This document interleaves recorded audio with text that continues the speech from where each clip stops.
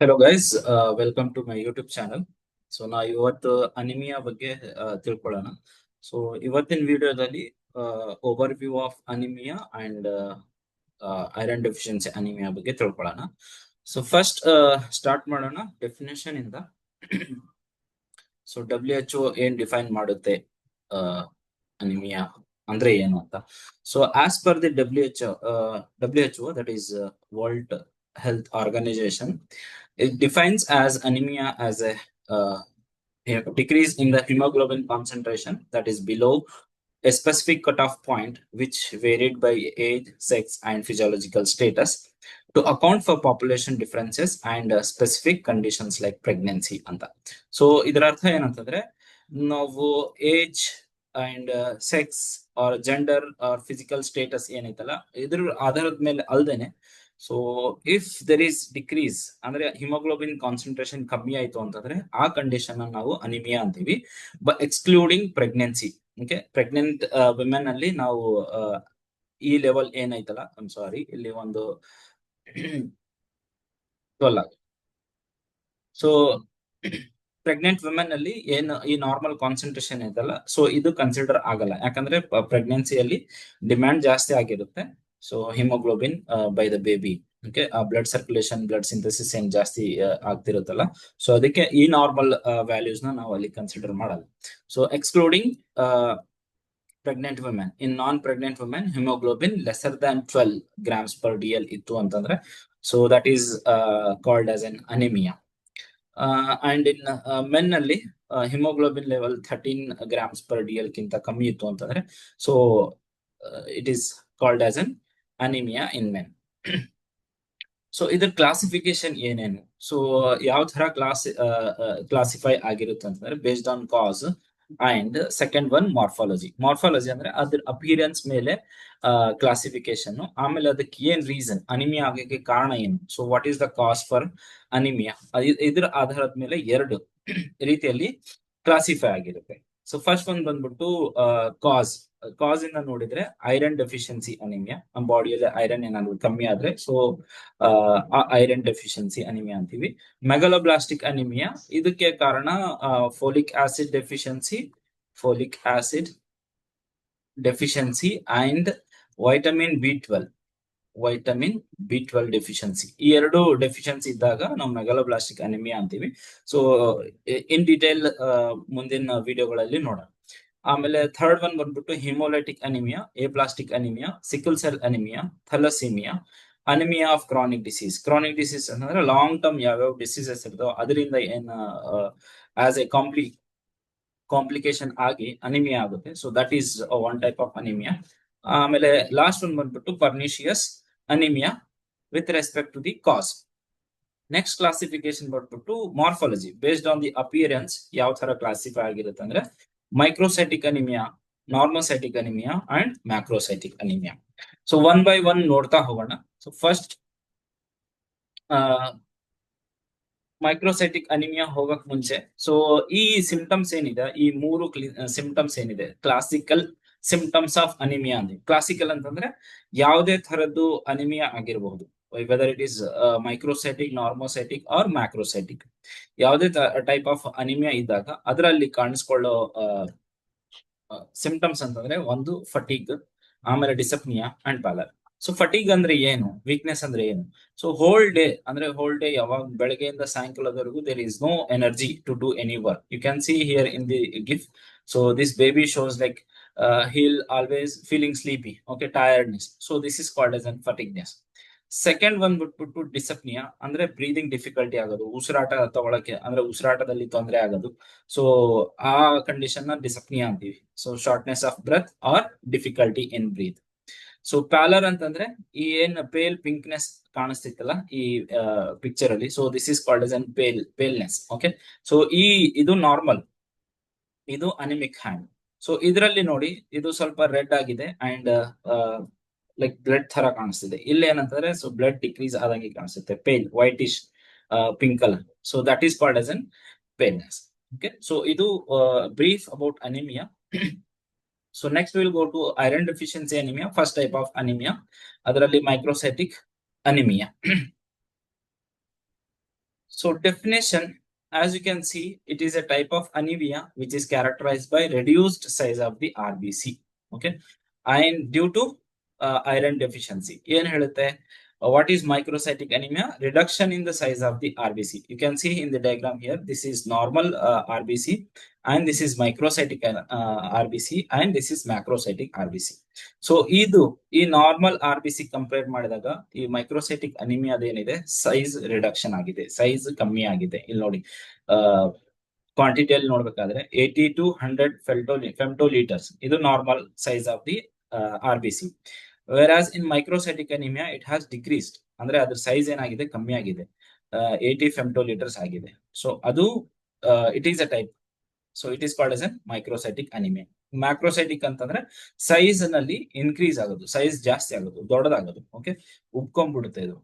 ಮ್ಯಾಕ್ರೋಸೈಟಿಕ್ ಅನಿಮಿಯಾನಲ್ಲಿ R B C ಏನಾಗುತ್ತೆ, ಉಬ್ಕೊಳ್ಳುತ್ತೆ, ಅಂದ್ರೆ ಅದ್ರ ಸೈಜ್ ಜಾಸ್ತಿ ಆಗುತ್ತೆ. ಸೊ ನಾರ್ಮಲ್ ವ್ಯಾಲ್ಯೂಕ್ಕಿಂತ ಜಾಸ್ತಿ ಆಗಿದೆ, more than, it is greater than 100 femtolitre. So that is called as an macrocytic. ಇದ್ರ ಬಗ್ಗೆ ನಾವು ಇನ್ನೊಂದು ವಿಡಿಯೋದಲ್ಲಿ ಡಿಸ್ಕಸ್ ಮಾಡೋಣ. ಸೊ ಇವತ್ತೇನಂತಂದ್ರೆ ಓನ್ಲಿ ಮೈಕ್ರೋಸೈಟಿಕ್ ಅನಿಮಿಯಾ ಬಗ್ಗೆ ಡಿಸ್ಕಸ್ ಮಾಡೋಣ. ಸೊ ಏನ್ ಕಾರಣಗಳು, ಆ ಸೈಜ್ ರಿಡಕ್ಷನ್ ಏನಾಗಿತ್ತಲ್ಲ, ಆ ಸೈಜ್ ರಿಡಕ್ಷನ್ ಆಗಕ್ಕೆ ಕಾರಣಗಳು ಏನೇನು? What is the cause for microcytic anaemia? You can remember with the mnemonic, that is Sita ಅಂತ. ಸೊ ಈ ನ್ಯೂಮೋನಿಕ್ ಇಂದ you can remember the causes. First one ಬಂದ್ಬಿಟ್ಟು, ಇದು ಆರ್ಗನೈಸ್ಡ್ ಆಗಿಲ್ಲ, but just to remember, I have given this name, okay, Sita anta. So first and foremost cause for microcytic anemia is iron deficiency anemia. Iron ನಲ್ಲಿ ಕಮ್ಮಿ ಆಗೋದು. Okay, iron concentration, ಇದು ferric ಅಂತಾನು ಅಂತೀವಿ, ferric R ferrous. Okay, ಅದು ಯಾವ reason ಇಂದ deficiency ಆಗ್ಬಹುದು, ಅದ್ರ ಕಾನ್ಸಂಟ್ರೇಷನ್ ಕಮ್ಮಿ ಆಗ್ಬಹುದು ಅಂದ್ರೆ, ಒಂದು ಕ್ರಾನಿಕ್ ಬ್ಲಡ್ ಲಾಸ್, ಅಂದ್ರೆ ರಕ್ತ ನಮ್ದೇನಾದ್ರು ಕಂಟಿನ್ಯೂಸ್ ಆಗಿ ಬ್ಲೀಡ್ ಆಗ್ತಾ ಇತ್ತು ಅಂತಂದ್ರೆ, ಬ್ಲಡ್ ಲಾಸ್ ಆಗ್ತಿತ್ತು ಅಂದ್ರೆ ಅದರಲ್ಲಿ ಐರನ್ ಡೆಫಿಷಿಯನ್ಸಿ ಆಗುತ್ತೆ. ಯಾವ್ಯಾವ ರೀಸನ್ ಇಂದ ಆಗ್ಬಹುದು? ಒಂದು GI ಬ್ಲೀಡಿಂಗ್, ಹೊಟ್ಟೆಯಲ್ಲಿ ಏನಾದ್ರು ಹುಣ್ಣಾಗಿ ಅಥವಾ ಹೊಟ್ಟೆದಿಂದ ರಕ್ತ ಏನಾದ್ರು ಆಚೆ ಹೋಗ್ತಿತ್ತು, ಬ್ಲೀಡಿಂಗ್ ಆಗ್ತಿತ್ತು ಅಂತಂದ್ರೆ, so that is one type of chronic blood loss, ಅದರಿಂದನೂ ಐರನ್ ಡೆಫಿಷಿಯನ್ಸಿ ಆಗುತ್ತೆ. ಇನ್ನೊಂದು ಮೆನೋರೇಜಿಯಾ. ಮೆನೋರೇಜಿಯಾ ಅಂತಂದ್ರೆ ಮೆನ್ಸ್ಟ್ರಲ್ ಟೈಮ್ ಅಲ್ಲಿ ಜಾಸ್ತಿ ಬ್ಲೀಡ್ ಆಗೋದು, ಸೊ ಅದರಿಂದನೂ ಐರನ್ ಡೆಫಿಷಿಯನ್ಸಿ ಆಗುತ್ತೆ. ಆಮೇಲೆ ಊಟದಲ್ಲಿ ಕಮ್ಮಿ ತಗೊಳ್ಳೋದು, ಪುವರ್ ಡಯಟ್ರಿ ಇಂಟೇಕ್, ಅಂದ್ರೆ ನಾವು ಏನ್ ಊಟ ಮಾಡಿರ್ತೀವಿ ಅದ್ರಲ್ಲೇ ಕಮ್ಮಿ ಐರನ್ ಕಂಟೆಂಟ್ ಇರೋ ಫುಡ್ ತಗೊಳ್ಳೋದು. ಎಕ್ಸಾಂಪಲ್, ಈಗ ಐರನ್ ಜಾಸ್ತಿ ಇರೋದು ಸ್ಪಿನಾಚ್ ಅಂದ್ರೆ ಪಾಲಕ್ ಪಲ್ಯನಲ್ಲಿ ಅಥವಾ ಡಯಟ್ರಿ ಫುಡ್ ಅಲ್ಲಿ, ಈ ತರ ಇದರಲ್ಲಿ ಅವೈಲೇಬಲ್ ಇರುತ್ತೆ iron. So if few people now they are becoming as vegan ಅಂತಂದ್ರೆ ಇವನ್ ಅವ್ರೇನಂದ್ರೆ ಡಯಟ್ರಿ ಫುಡ್ ನು ತಗೊಳಲ್ಲ, ಅಂದ್ರೆ ಡೈರಿ ಪ್ರಾಡಕ್ಟ್ಸ್, ಮಿಲ್ಕ್ ಆಯ್ತು, ಕರ್ಡ್ ಆಯ್ತು, ಯೋಗರ್ಟ್ ಆಯ್ತು, ಪನ್ನೀರ್ ಆಯ್ತು, ಈ ತರದ್ ಯಾವ್ದು ತಗೊಳ್ಳದೆ ಇದ್ದಾಗ ಅವಾಗ ಅವರಲ್ಲಿ ಐರನ್ ಡೆಫಿಷಿಯನ್ಸಿ ಆಗೋ ಚಾನ್ಸಸ್ ಇರುತ್ತೆ. So that is poor dietary intake, food ಅಲ್ಲಿ ಐರನ್ ಕಂಟೆಂಟ್ ಇಲ್ಲದೆ ಇರೋ ಫುಡ್ ನ ತಗೊಳ್ಳೋದ್ರಿಂದ. ಇನ್ಕ್ರೀಸ್ ಡಿಮ್ಯಾಂಡ್ ಅಂದ್ರೆ pregnant and growth. In the definition ನೋಡ್ತಿದ್ವಲ್ಲ, ಸೊ ಪ್ರೆಗ್ನೆಂಟ್ ವುಮೆನ್ ನಲ್ಲಿ ನಾವು ಎಕ್ಸ್ಕ್ಲೂಡ್ ಮಾಡ್ತೀವಿ ಐರನ್, ಯಾಕಂತಂದ್ರೆ there is increase in the demand in the pregnant women. Okay, ಅವಾಗ ಸಪ್ಲೈ ನಾರ್ಮಲ್ ಇದ್ರು ಡಿಮ್ಯಾಂಡ್ ಜಾಸ್ತಿ ಇದ್ದಾಗ ಆ ಡಿಮ್ಯಾಂಡ್ ಗೆ ನಾವು ಮೀಟ್ ಆಗಕ್ ಆಗಲ್ಲ, ಅವಾಗ ಐರನ್ ಡೆಫಿಷಿಯನ್ಸಿ ಆಗುತ್ತೆ. ಆಮೇಲೆ ಮಾಲ್ ಅಬ್ಸಾರ್ಪ್ಷನ್ ಅಂದ್ರೆ ಅಬ್ಸಾರ್ಬ್ ಆಗದೆ ಇರೋದು. ಐರನ್ ಡೆಫಿಷಿಯನ್ಸಿ ಅಂತಂದ್ರೆ, ಈಗ ಇಂಟೆಸ್ಟೈನ್ ನಲ್ಲಿ ಇದು ಐರನ್ ಅಬ್ಸಾರ್ಬ್ ಆಗುತ್ತೆ. ಸೊ ಇಂಟೆಸ್ಟಿನಲ್ ಪ್ರಾಬ್ಲಮ್ಸ್ ಏನಾದ್ರು ಇತ್ತು ಅಂತಂದ್ರೆ, ಸೊ ಈ ಪ್ಯಾಥೋಫಿಸಿಯಾಲಜಿನಲ್ಲಿ ಎಕ್ಸ್ಪ್ಲೈನ್ ಮಾಡ್ತೀನಿ. ಸೊ ಇಂಟೆಸ್ಟೈನ್ ನಲ್ಲಿ ಏನಾದ್ರು ಪ್ರಾಬ್ಲಮ್ ಇತ್ತು ಅಂತಂದ್ರೆ, ಮಾಲ್ ಅಬ್ಸಾರ್ಪ್ಷನ್ ಅಂದ್ರೆ ಒಳಗ್ ಅಬ್ಸಾರ್ಬ್ ಆಗಲ್ಲ, ಐರನ್ ಅಬ್ಸರ್ವ್ ಆಗಲ್ಲ. ಸೊ ಅಬ್ಸರ್ವ್ ಆಗಿಲ್ಲ ಅಂತಂದ್ರೆ of course there is no formation of RBCs. So ಇದು ಬಂದ್ಬಿಟ್ಟು iron deficiency anaemia. Next, chronic diseases ಇಂದ ಏನ್ ಐರನ್ ಬರುತ್ತಲ್ಲ, ಅನಿಮಿಯಾ ಬರುತ್ತಲ್ಲ, so that is called as an anaemia due to chronic disease. ಯಾವ್ಯಾವ ಡಿಸೀಸ್ ಬರುತ್ತೆ ಅದರಲ್ಲಿ? CKD ಆಗಿರ್ಬೋದು, ಡಯಾಬಿಟಿಸ್ ಮೆಲಿಟಸ್ ಆಗಿರ್ಬೋದು, ಅಂಡ್ ಹೈಪರ್ ಟೆನ್ಷನ್ ಆಗಿರ್ಬೋದು. ಇವು ಲಾಂಗ್ ಸ್ಟ್ಯಾಂಡಿಂಗ್ ಡಿಸೀಸ್ ಆಗಿರೋದ್ರಿಂದ ಇದು ಏನಾದ್ರು ಪೇಷಂಟ್ ಗಳಿಗೆ ಇತ್ತು ಅಂತಂದ್ರೆ ಅದರಿಂದ ಐರನ್ ಡೆಫಿಷಿಯನ್ಸಿ ಅನಿಮಿಯಾ ಆಗೋ ಚಾನ್ಸಸ್ ಇರುತ್ತೆ. ಯಾಕಾಗುತ್ತೆ ಅಂತಂದ್ರೆ, CKD ಕಿಡ್ನಿಯಿಂದ, CKD ಅನ್ನೋದು ಒಂದು ಕಿಡ್ನಿ ಡಿಸಾರ್ಡರ್, ರೈಟ್? ಸೊ ಕಿಡ್ನಿಯಿಂದ ಒಂದು ಪ್ರೋಟೀನ್ ಬರುತ್ತೆ, ಎರಿಥ್ರೋಪಾಯ್ಟಿನ್ ಅಂತ.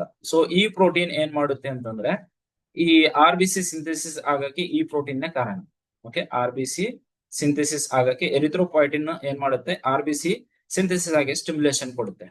ಓಕೆ, ಈ ಸ್ಟಿಮ್ಯುಲೇಷನ್ ಬೋನ್ ಮ್ಯಾರೋ ನಲ್ಲಿ ಬಂದಾಗ RBC ಸಿಂಥೆಸಿಸ್ ಆಗುತ್ತೆ. So if the person is having CKD ಇದ್ದಾಗ ಎರಿಥ್ರೋಪಾಯ್ಟಿನ್ ರಿಲೀಸ್ ಆಗಿಲ್ಲ ಅಂತಂದ್ರೆ RBC ಸಿಂಥೆಸಿಸ್ ಆಗಲ್ಲ. RBC ಸಿಂಥೆಸಿಸ್ ಆಗಿಲ್ಲ ಅಂದ್ರೆ ಅಫ್ಕೋರ್ಸ್ ಅನಿಮಿಯಾ ಆಗುತ್ತೆ. So this is the reason. Next thalassaemia ಬಂದ್ಬಿಟ್ಟು ಈ ಹಿಮೋಗ್ಲೋಬಿನ್ ಏನಿದೆಲ್ಲ, haemoglobin is made up of heme plus globulin. Heme plus globin. Okay. Hemoglobin is made up of two things, heme and globin. ಈ globin ನಲ್ಲಿ total 4 parts ಇದೆ, ಅಂದ್ರೆ 4 globulins ಇದೆ, chains. Okay. ಅದರಲ್ಲಿ 2 beta globulins, 2 alpha globulins, β1 and β2 and α1 and α2. Okay, ನಾನು ತೋರಿಸ್ತೀನಿ next ಇದರಲ್ಲಿ. So ಇದರಿಂದ ಏನಾದ್ರೂ ಡಿಫೆಕ್ಟ್ ಇತ್ತು ಅಂತಂದ್ರೆ, ಈ ಜೆನೆಟಿಕ್ ಡಿಫೆಕ್ಟ್ ಏನ್ ಮಾಡುತ್ತೆ, ಈ ಬೀಟಾ ಅಂಡ್ ಆಲ್ಫಾ ಈ ಚೈನ್ ಪ್ರೊಡಕ್ಷನ್ ಆಗಲ್ಲ. ಸೊ ಈ ಚೈನ್ ಪ್ರೊಡಕ್ಷನ್ ಆಗಿಲ್ಲ ಅಂದ್ರೆ ಹಿಮೋಗ್ಲೋಬಿನ್ ಫಾರ್ಮೇಶನ್ ಆಗಲ್ಲ. ಹಿಮೋಗ್ಲೋಬಿನ್ ಫಾರ್ಮೇಶನ್ ಆಗಿಲ್ಲ ಅಂದ್ರೆ of course again there will be anaemia. Next ಒಂದು ಟೈಪ್ ಕಾಸ್ ಬಂದ್ಬಿಟ್ಟು ಸಿಡರೋಬ್ಲಾಸ್ಟಿಕ್ ಅನಿಮಿಯಾ. ಇದರಲ್ಲಿ ಏನಂತಂದ್ರೆ defect in heme synthesis, iron trapped in mitochondria. ಇದರಲ್ಲಿ ಏನಂದ್ರೆ heme itself it will not get synthesized. ಇಲ್ಲಿ ಏನಾಗ್ತಿತ್ತು, ಹೀಮ್ ಅಲ್ಲಿ ಬೀಟಾ ಅಂಡ್ ಆಲ್ಫಾ ಚೈನ್ ಇದಾಗ್ತಿರ್ಲಿಲ್ಲ. ಇಲ್ಲಿ ಟೋಟಲ್ ಹೀಮೆ ಸಿಂಥೆಸಿಸ್ ಆಗಲ್ಲ. ಅದು ಯಾವ್ಯಾವ ರೀಸನ್, ಕಂಜನೈಟಲ್, ಆಮೇಲೆ ಅಕ್ವೈರ್ಡ್. ಕಂಜನೈಟಲ್ ಅಂತಂದ್ರೆ ಪೇರೆಂಟ್ಸ್ ಇಂದ ಮಕ್ಕಳಿಗೆ ಬರೋದು. ಆಮೇಲೆ ಅಕ್ವೈರ್ಡ್ ಅಲ್ಲಿ ಆಲ್ಕೋಹಾಲ್, ಲೆಡ್ ಪಾಯ್ಸನಿಂಗ್, ಐಸೋನಿಯಾಸಿಡ್, ಇದು drugs, chloramphenicols and myelodysplastic syndrome and copper deficiency. ಈ ಕಂಡೀಷನ್ ಅಲ್ಲಿನೂ ಈ ಸೆಡರೋಬ್ಲಾಸ್ಟಿಕ್ ಅನಿಮಿಯಾ ಅಂತ ಆಗುತ್ತೆ. So this is one of the cause for microcytic anaemia. Okay, so further moving. So ಇಲ್ಲಿ pathophysiology discuss ಮಾಡೋಣ.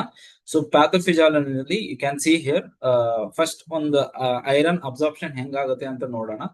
ಅದು ಪ್ಯಾಥೋಫಿಸಿಯಾಲಜಿ ಅರ್ಥ ಮಾಡ್ಕೊಳಿಕ್ ಈಸಿ ಆಗುತ್ತೆ. ಸೊ ಇಲ್ಲಿ ಏನಂತಂದ್ರೆ ಯು ಕ್ಯಾನ್ ಸಿ ಇಲ್ಲಿಂದ ಮೌತ್, ಆಮೇಲೆ ಈಸೋಫೇಗಸ್, ಇಲ್ಲಿ ಸ್ಟಮಕ್ ಇದೆ. ಸೊ ಇದು ಸ್ಟಮಕ್, ಆಮೇಲೆ ಇಲ್ಲಿ ಡ್ಯೂರಿಯಮ್ ಇಂದ ಇದು ಇಂಟೆಸ್ಟೈನ್. ಓಕೆ, ಸೊ ಈಸೋಫೇಗಸ್, ಇದು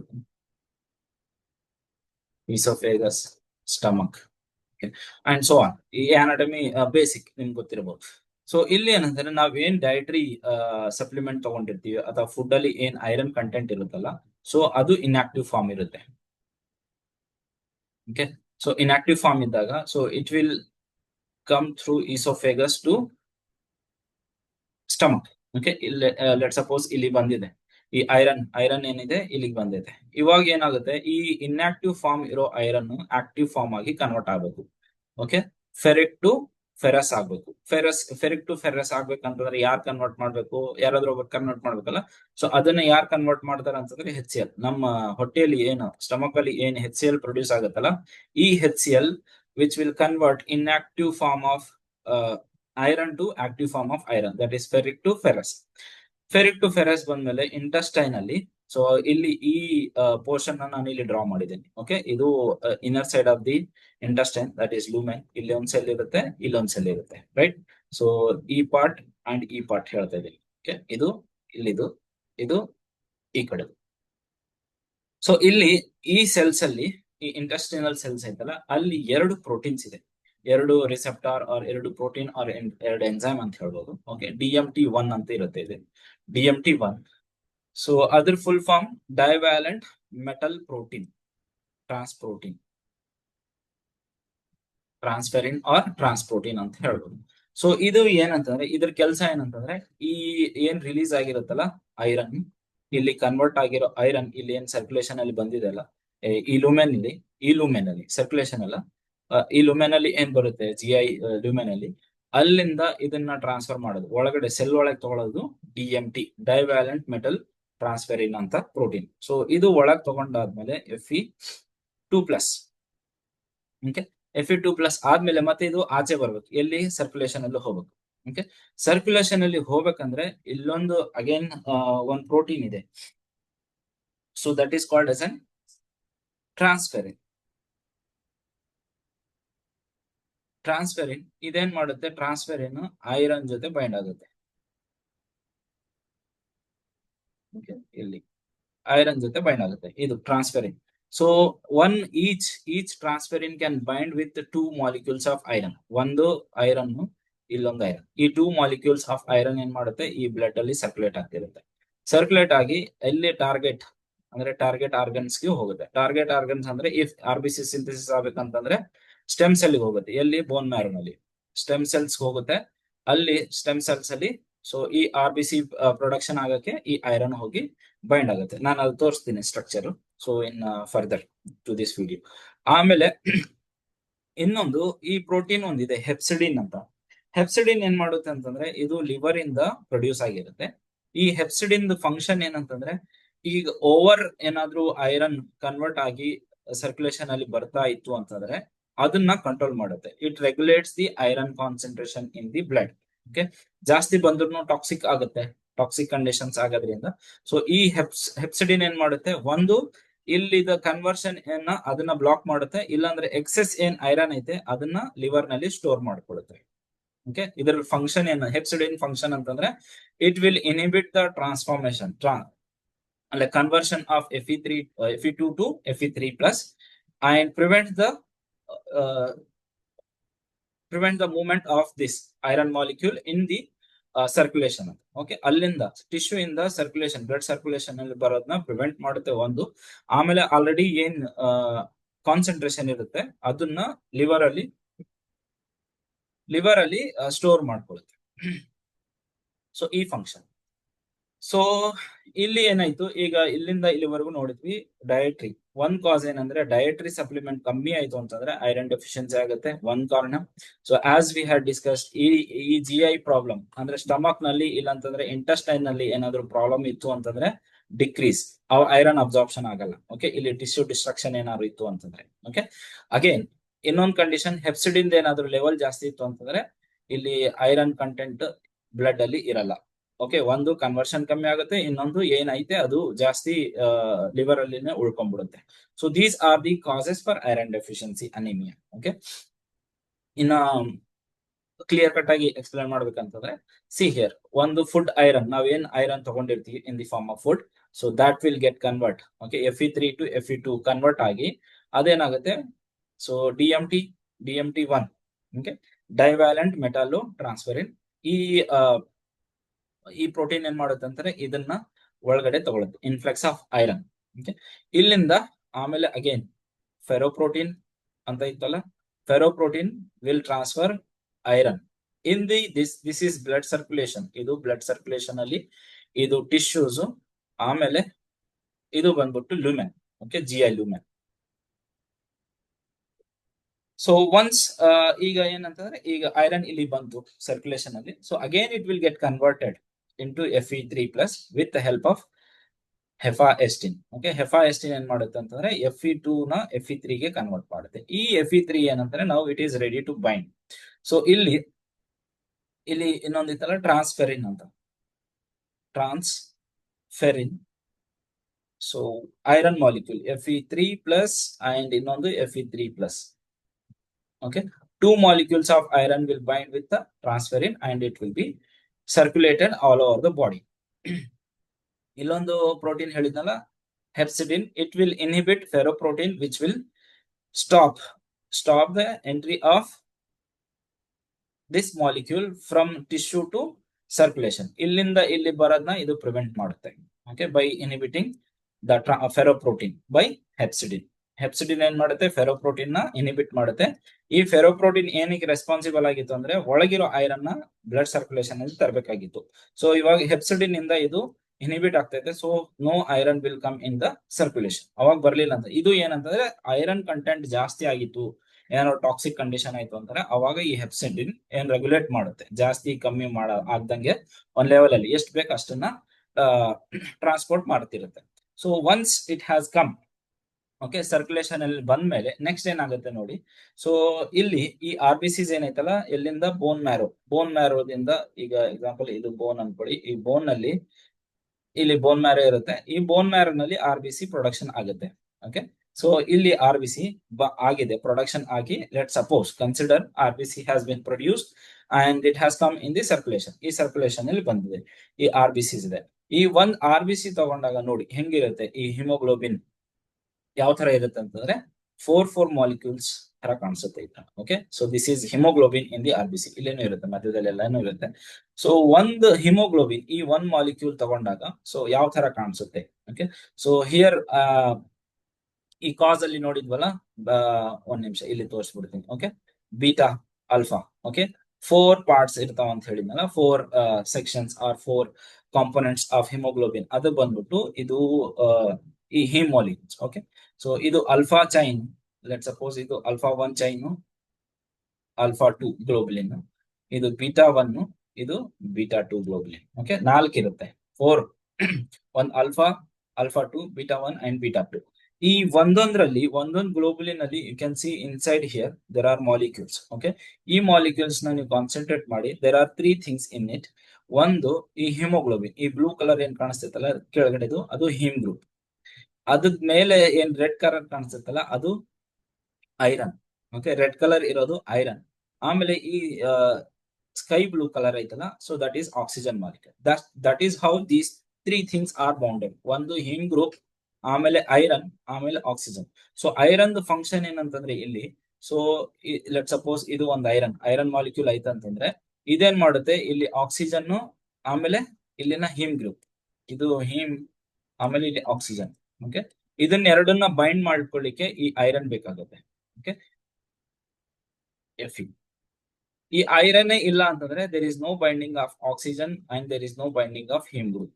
ಇವೆರಡೂ ಇರಲ್ಲ. ಸೊ ಅವಾಗ ಏನಾಗುತ್ತೆ, ಈ ಹಿಮ್ ಗ್ರೂಪ್ ಎಲ್ಲ ಕಮ್ಮಿ ಆಗುತ್ತಲ್ಲ, ಬೈಂಡ್ ಆಗಲ್ಲ, ಅವಾಗ ಇದು ಶ್ರಿಂಕ್ ಆಗುತ್ತೆ. ಶ್ರಿಂಕ್ ಅಂತಂದ್ರೆ ಕಮ್ಮಿ ಸೈಜ್ ಅಲ್ಲಿ ರಿಡಕ್ಷನ್. ಇದು ನಾರ್ಮಲ್ ಅನ್ಕೊಂಡ್ರೆ ಇಷ್ಟ ಆಗ್ಬಿಡುತ್ತೆ, shrinking. That is because of there is no active iron components in the hemoglobin to bind with the heme as well as the oxygen level. Okay, so ಇವಾಗ iron content ಕಮ್ಮಿ ಆದಾಗ ಈ him group ಆಮೇಲೆ iron group ಕಮ್ಮಿ ಆಗುತ್ತೆ ಇನ್ RBC. So that causes the symptoms. What ಏನೇನ್ symptoms ನೋಡಿದ್ವಲ್ಲ, 3 classical symptoms ಬಂದ್ಬಿಟ್ಟು, ಒಂದು ವೀಕ್ನೆಸ್ ಏನಕ್ಕೆ ಅಂದ್ರೆ ಆಕ್ಸಿಜನ್ ಸಪ್ಲೈ ಆಗಲ್ಲ ಟಿಶ್ಯೂಸ್ಗೆ. ಆಕ್ಸಿಜನ್ ಟಿಶ್ಯೂಗೆ ಸಪ್ಲೈ ಆಗಿಲ್ಲ ಅಂತಂದ್ರೆ ATP ಜನರೇಟ್ ಆಗಲ್ಲ. ಓಕೆ, ATP ಜನರೇಟ್ ಆಗಿಲ್ಲ ಅಂದ್ರೆ obviously will feel tiredness. Okay, dyspnoea, shortness of breathness is because oxygen concentration ಕಮ್ಮಿ ಆಗಿರುತ್ತೆ. ಓಕೆ, ಆಕ್ಸಿಜನ್ ಕಾನ್ಸಂಟ್ರೇಷನ್ ಬಾಡಿಯಲ್ಲಿ ಕಮ್ಮಿ ಆದಾಗ ಉಸಿರಾಟಕ್ಕೆ ತೊಂದರೆ ಆಗುತ್ತೆ. So that is called as shortness of breath. So pallor is the condition where haemoglobin, okay, heme concentration ಏನ್ ಕಮ್ಮಿ ಆಗುತ್ತಲ್ಲ, ಸೊ ದಟ್ ಈಸ್ ಇಲ್ಲಿ ಹಿಮ್ ಗ್ರೂಪ್ ಏನಿದೆಲ್ಲ, ಸೊ ಇದನ್ನು ಅವೈಲೇಬಲ್ ಇರಲ್ಲ ಯಾವುದಕ್ಕೆ, ಐರನ್ ಜೊತೆ ಬೈಂಡ್ ಆಗೋಕೆ. So that causes the pallor, that is hypochromic ಅಂತೀವಿ. ಹೈಪೋಕ್ರೋಮಿಕ್ ಅಂದ್ರೆ decrease in the colour of the RBC. ಇಲ್ಲೇನ್ ರೆಡ್ ಕಾಣಿಸ್ತೈತಲ್ಲ, ಈ ರೆಡ್ನೆಸ್ ಹೋಗಿ ಈ ತರ ಪೇಲ್ ಆಗುತ್ತೆ. ಈ ಕಲರ್ ಒಳಗಡೆ ಏನ್ ಪಿಂಕ್ ಐತಲ್ಲ ಆ ಕಲರ್ ಆಗುತ್ತೆ. So that is called as an hypochromic condition. Okay, or paleness in the appearance. Next ಬಂದ್ಬಿಟ್ಟು classical symptoms of microcytic anaemia. Okay, so you can see here PICA, that is craving for non-food substances. Okay, example ice ಆಗಿರ್ಬೋದು, dirt ಆಗಿರ್ಬೋದು, starch ಆಗಿರ್ಬೋದು. Okay, ಈ food items ಗೆ craving ಆಗುತ್ತೆ. Next ಬಂದ್ಬಿಟ್ಟು glossitis ಬಂದ್ಬಿಟ್ಟು which is the inflammation of tongue. Okay, smooth and inflame tongue. You can see here smoothness and inflame at these areas. Okay, ಈ ಏರಿಯಾದಲ್ಲಿ ಏನ್ ಇನ್ಫ್ಲಮೇಷನ್ ಆಗುತ್ತಲ್ಲ, so that is called as an glossitis. Next symptom is cheilitis, crack at the corner of the mouth. ಇಲ್ಲಿ ಏನಾಗಿದೆ, ಕ್ರಾಕ್ಸ್ ಏನ್ ಬಂದಿದ್ದಲ್ಲ, inflammation. This is called as an cheilitis, also called as an angular stromatoma.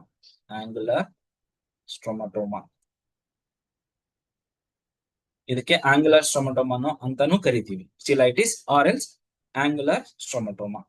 Next ಬಂದ್ಬಿಟ್ಟು koilonychia ಅಂತಂದ್ರೆ ಈ spoon shaped. You can see here, ಇಲ್ಲಿ ಏನಾಗಿದೆ, ಇಲ್ಲಿ ಡಿಪ್ರೆಷನ್ ಆಗಿದೆ ನೋಡಿ ಇನೇಲ್ ಅಲ್ಲಿ. So that is called as an koilonychia. So that is spoon shaped nails, appearance of spoon shaped nails. Next, restless leg syndrome. That is ಏನಂತಾರೆ, ಯಾವಾಗಲೂ ಕಾಲ್ ನೋವು ಆಗ್ತಾ ಇರುತ್ತೆ. ಅಂಡ್ ಕೋಲ್ಡ್ ಇಂಟಾಲರೆನ್ಸ್, ತುಂಬಾ ಚಳಿ ಆಗ್ತಿದೆ ಅಂದ್ರೆ normal condition they feel cold, ಚಳಿ ಹಾಕೋ ತರ ಫೀಲ್ ಮಾಡ್ಕೋತಾರೆ. So that is these are the classical symptoms of microcytic anemia. So what all we have discussed, what is anemia and classification of anemia. So you can go quickly. classification of anemia based on the cause, based on the morphology, and symptoms, classical symptoms of anemia we had seen, and in that iron deficiency anemia and definition of iron deficiency anemia, causes for iron deficiency anemia, and then pathophysiology we had seen, and the extension of that, and how these are located in the RBC, and specific symptoms of microcytic anemia.